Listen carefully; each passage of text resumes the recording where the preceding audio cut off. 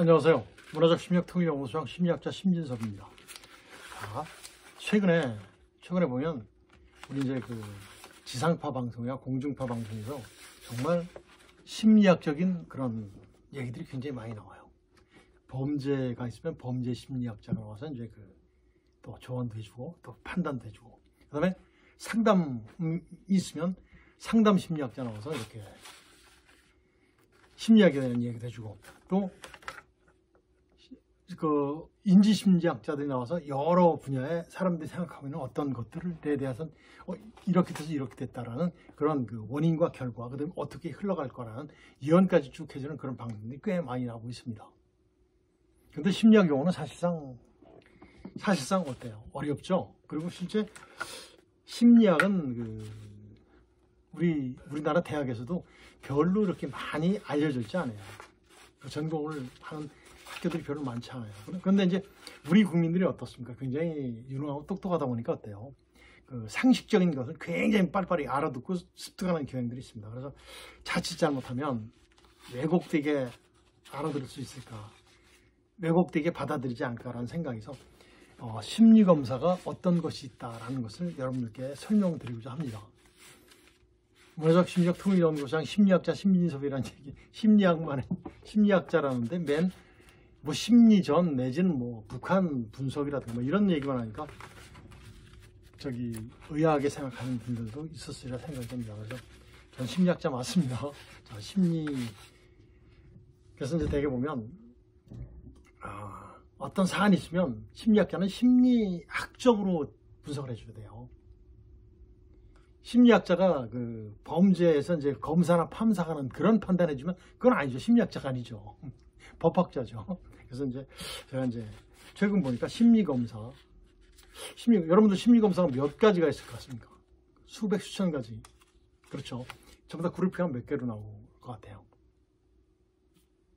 그렇죠. 세 가지입니다. 뭐 있죠?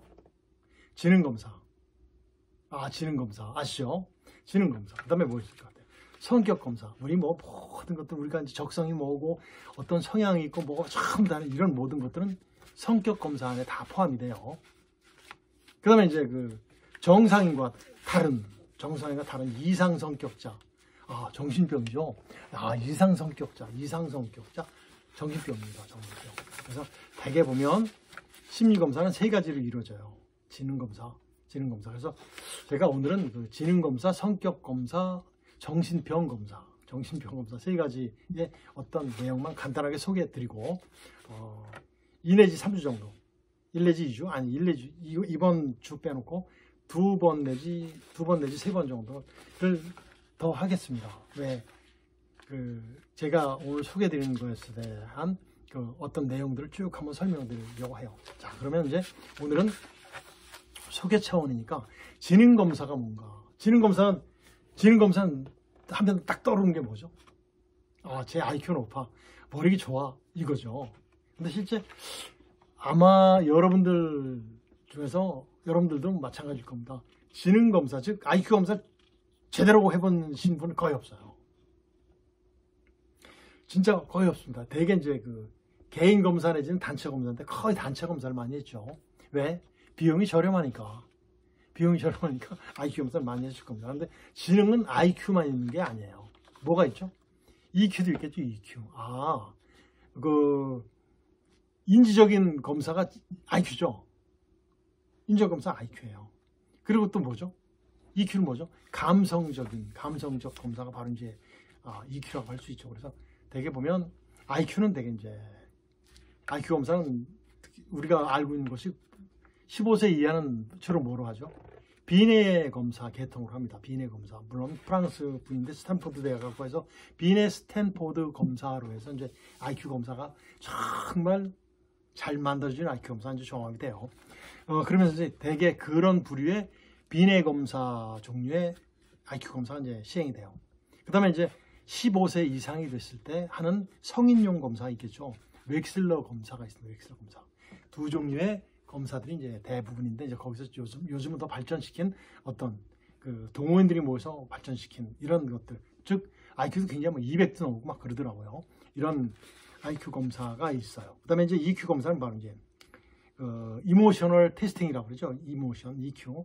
이것은 대개 이제 영국 심리학자 시몬 바론 코엔이라는 분과 그다음에 이제 미국 심리학자 다니엘 골만이라는 그분의 연구들에 의해서 기반으로 해서 작성이 된 건데, 이제 감성 지수와 공감 지수로 측정이 돼요. 이게 바로 이제 EQ거든요.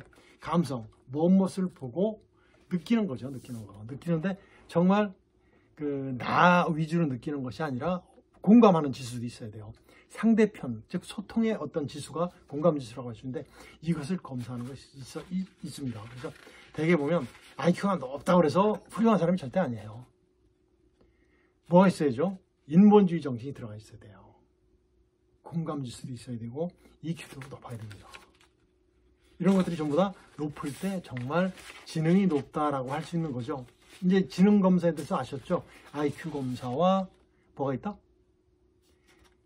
EQ 검사가 있다. 이런 것들이 전부 다 공용돼서 통용됐을 때 정말 그 사람의 인간 됨됨이를 파악할 수 있는, 인간을 위해서 활용할 수 있는 그러한 지능이 형성되어 있다고 볼 수 있는 겁니다. 두 번째, 성격검사가 있습니다. 성격검사. 성격검사는 바로 뭐냐면, 성격검사에서 가장 대표적인 것이 뭐죠? 우리가 흔히 어렸을 때 했던 지금 나이 드신 분들 되게 어렸을 때 했던 무슨 어디 적성이 맞다 안 맞다 이런 것들 전부 다 성격검사입니다. 그 안에 다 포함되는 건데, 구스타프 칼 융이라는 분이 등장합니다. 물론 이제 그분이 뭐죠? 정신분석학자죠. 프로이트, 그 다음에 이제 알프레드 아들러, 칼 융 이런 분들에 의해서 이제 쭉 발전이 되고 이제 더 굉장히 학문이 정립돼 가죠. 그분이 주장했던, 특히 이제 구스타프 칼 융 선생님이 주장했던 이론을 바탕으로 해서 만들어진 것이 바로 이제 MBTI입니다. MBTI의 의미는 없어요. 어떤 뜻은 없어요. 뜻은 없습니다. M, 마이어즈, B, 브릭스, 타입 인디케이터의 약자가 MBTI입니다. 그럼 아시겠죠? 캐서린 브릭스 엄마예요, 엄마. 그 다음에 마이어즈라는 딸에 의해서 뭐가 만들어진 거죠? 구스타프 칼 융 선생님의 이론을 바탕으로 해서 전부 다 분류한 거죠. 분류 쭉 해서 만들어 본 거예요. 쭉 해보니 그 특성들을 쭉 썼어요. 쭉 써서 보니까 어떻게 되는 거예요? 아, 그게 이제 되는 거죠. 그래서 이제 MBTI가 한국에 도입한 것은 바로 이제 1900년대 후반이죠. 이게 브릭스하고 이제 마이어즈가 이게 최고에 만들어졌어요. 칼 융 선생님의 이론을 바탕으로 해서 70여 년간 연구해가지고 만들어진 거예요. 일상생활에 적용하기 쉽게 개발이 된 건데 1975년도에 이제 완성이 됩니다. 지금 최근에 많이 사용하는 유형이 바로 FARM G형으로 이제 1975년도에 완성이 돼요. 근데 우리나라는 언제부터 들어오냐면 1987년도, 80년대 말, 1980년대 말에 들어와요. 누가 들어오냐면 서강대학교의 김정택 교수, 그 다음에 부산대학교의 심혜숙 교수, 이분들에 의해서 이제 뭐가 만들어지냐면 연구가 들어가요. 물론 이제 MBTI를 거의 해석하는 수준이고, 그 다음에 모든 것들이 이제 한국 표준어로 만들어야 되겠죠. 그래가지고 이제 만들어집니다. 1990년도 이제 표준어를 맞춰요. 그래가지고 어떻게 됩니까? 한국심리검사연구소에 의뢰를 해서 미국 MBTI 본부 CPP에다가 이제 계약을 하는 거죠. 한국판으로 출판해서 사용하겠다. 오케이, 승인 받아요. 그 다음서부터 활용된 것이 바로 MBTI입니다. 이것은 대개 보면 제가 이제 MBTI를 소개할 때, MBTI를 따로 이제 소개할 때 이때 이제 자세히 말씀드리겠습니다. 근데 선호하는 지표는 8가지예요. EISNTFJP 많이 들어보셨죠? 그게 바로 뭐냐면 첫 번째 이제 EI예요. E는 외향성이죠. 그 다음에 내향성, 외향성과 내향성 양극단으로 있는 거예요. 외향성과 내향성. 그 다음에 이제 이건 바로 뭐냐면 에너지 방향이라든가 내가 어디에 주의를 하고 집중하는데 초점을 둔 것이 바로 이제 바깥이냐 아니냐 이런 내용이 바로 이제 I냐 E냐 라는 것이 바로 E냐 I냐. ENTJ 할 때 E로 시작되는 거, 이게 바로 이제 에너지 방향, 주의 초점을 하는 것이 바로 첫 번째 거고, 두 번째는 바로 뭐냐면 SN입니다. S는 바로 뭐냐면 이제 센싱, 즉 감각을 얘기하는 거죠. 인식 기능, 인식하는 기능을 봤을 때 감각으로 하느냐, 본인의 직관으로 하느냐 해서 직관 N, 감각 S에서 SN에서 인식의 기능을 보고 하는 것이 바로 이제 두 번째 기능이에요. 그 다음에 세 번째는 판단할 때, 판단하고 결정할 때 thinking, 생각으로 하는, 이건 T와 F겠죠. 자기 생각으로 하느냐 아니면 feeling, 감정으로 하느냐, 이런 것이 나눠져요. 정말 정반대죠. 이렇게 나눠집니다. 그 다음에 이제 행동 양식, 또 생활 양식이 이제 judging, 즉 판단이냐 인식이냐, 내가 인식한 것이냐 내가 판단한 것이냐, 이런 거로 해서 나타나는 것이 이제 바로 네 가지의 그 선호 지표가 있습니다. 그래서 어때요? EISNTFJP 8개죠. 전부 다 매트릭스 작성에 몇 가지 성격이 나오죠? 두 가지에서 8가지니까 28, 16가지 성격이 나오지 않습니까? 저기 우리가 응답할 때 대개 보면 어때요? 이게 16가지 성격 중에 하나로 나타나죠. 그래서 이제 이런 것들이 바로 이제 성격 검사다. 성격 검사는 성격은 좋다 나쁘다가 없어요. 그 사람의 어떤 경향성이기 때문에 좋다 나쁘다가 없어요. 지능도 좋다 나쁘다가 없어요. 그죠? IQ만 좋다고 그래서 좋은 건 아니에요. 감성 지수도 높아야 되겠죠. 그런 거죠. 자, 다음에는 첫 번째 지능 검사, 성격 검사, 세 번째 뭐라고 그랬어요? 정신병 검사라고 그랬죠. 정신병적 소인은 작은 원인들을 소인이라고 제가 얘기했는데, 이것들은 전부 다 어디에 있어요? 우리 모든 사람들이 다 가지고 있어요. 정말 가지고 있어요. 이것도 마찬가지로 이제 이 정신병 검사한테 가장 잘 나타나는 것이 어디겠습니까? 이게 바로 이제 MMPI 검사라는 거죠. MMPI 검사는 바로 이제 이것도 뜻이 없어요. 미네소타 멀티페이직 퍼스널리티 인벤토리라는 약자예요. 앞에 MMPI. 그러니까 의미는 없죠. 제가 설명드리겠습니다. 그 MMPI 검사의 목적은, 자, 인류 역사에서 가장 심리학을 발전시킨, 심리검사를 발전시킨 시기가 있었죠. 언제겠습니까? 1차 대전, 2차 대전이에요. 그러니까 정상적인 사람을 군에 보내야 될 거 아닙니까? 비정상적인 사람을 군에 보내면 돼야 안 돼요? 안 되지 않습니까? 그래서 그것을 가려내기 위해서 시작됐던 것이 바로 MMPI 검사예요. 자, 그래서 MMPI 검사의 목적은 바로 뭐냐면 그 내담자의 인성 특징을 파악하는 거예요. 아, 심기증서부터 저기 사회 적응성까지 쫙 보면 어떤 경향이 있다. 그걸 파악하는 겁니다. 그 다음에 이제 이런 경향을 알기 때문에 신상 관리하기 좋겠어, 안 좋겠어요? 병원에서도 그렇고, 즉 정신병원에서도 그렇고, 군에서도 좋겠죠. 그 다음에 이제 개인별 특성을 고려해서 부족한 부분이라든가 이 개인이 어떤 의욕을 가지고 있고 어떤 것에 동기를 부여해주면 정말 활성화될 수 있다라는 것을 할 수 있어요. 그 다음에 정신적, 성격적으로 건강한 생활에 기여할 수 있는 것. 정신적, 성격적으로 건강한 생활에 기여. 여러분들 무슨 말씀인지 그만 아실 겁니다. 많은 사람들과 같이 더불어 살면 건강한 거예요. 그 다음에 다면적 인성검사는 바로 제가 말씀드렸던 미네소타 멀티페이직 퍼스널리티 인벤토리의 약자다. 그 다음에 미네소타 대학의 연구 개발팀에서 이제 개발을 했죠. 이제 특징은 바로 뭐냐면 피검사자가 이제 모든 사람들의 개인적 사회 적응을 좌우하는 모든 것들이 주요 인성 특성이 다 들어있어요. 10가지, 약 10가지. 그런데 이제 그 이제 타당성 검사에 나오는 3가지까지도 성격을 파악할 수 있어요. 이런 것들이 바로 이제 MMPI 검사의 이제 특징이고, 그다음에 이제 MMPI 프로그램을 적용하는 바로 목적이 뭐냐면 피검사자의 이제 인간의 인성 특성, 즉 정신신경증적인 어떤 경향성, 그다음에 징후, 그다음에 반사회적 사이코패스죠. 반사회적, 여기서는 사이코패스라는 얘기 안 나옵니다.